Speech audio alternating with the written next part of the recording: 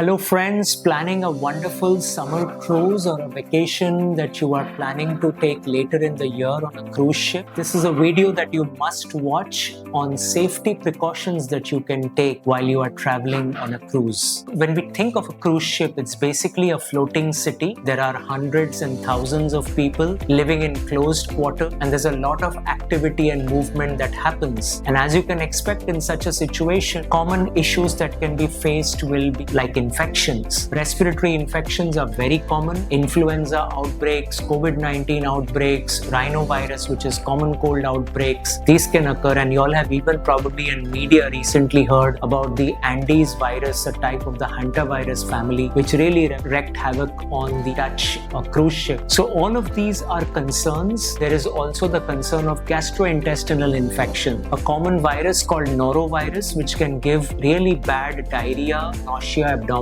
pain, is something that can spread very easily and is a highly contagious virus. Besides this, the classic traveler's diarrhea caused by salmonella or E. coli are very much an issue in these cruise ships and areas where people are together once in a while. Not that every time something happens, but when it does, it can really spoil someone's vacation and cause concern. When we look at other issues that can come up, injuries and falls, because there's a lot of, again, movement and activity that happens. Also, people can have problems with heat exhaustion or heat stroke if there's a lot of sun that they are exposed to doing outdoor activities on cruises. Similarly, for people who have allergies, recognizing their food allergies and being careful about what is being served, speaking to the kitchen or the servers and the chefs in advance to make sure that foods that are free of your allergens are provided and kept for you in a separate area where cross-contamination doesn't occur is very, very important. When you combine all of these factors together, there are certain precautions that you can take. So the first thing comes is making sure that you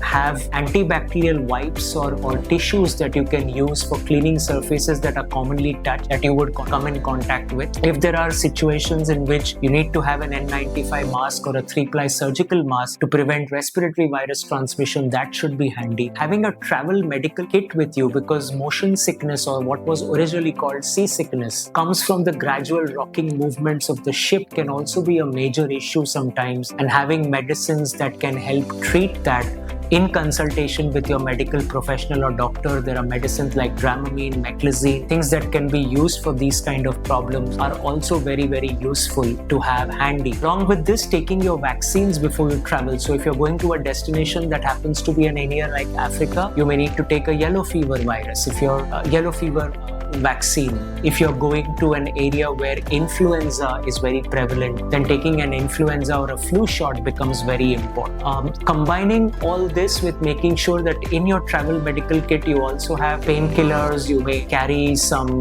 medicines as antibiotics as a backup, which you take under medical advice, medicines for heat exhaustion such as electrolytes that you may carry. All of these become very beneficial to have on your trip so that your trip is safe and you can enjoy it completely. When we look at actual breakouts, it becomes very important to contact the medical officer on the cruise and inform about symptoms at the earliest, whether it's for you or someone else that you observe, so that steps can be taken to prevent it from spreading to others, such as potential isolation or quarantining that may be required. All in all, if you have other chronic medical conditions, it becomes very important that you speak to your healthcare professional before embarking on a cruise trip. And lastly, I would say for those with allergies, carrying their adrenaline injection EpiPen, carrying their anti-allergic medicines, and having their inhalers with them if they need it can be very, very beneficial for people so that they can enjoy their vacation and make the most of their time at sea or ocean. So till the next time, friends, take care, stay safe, and God bless us all.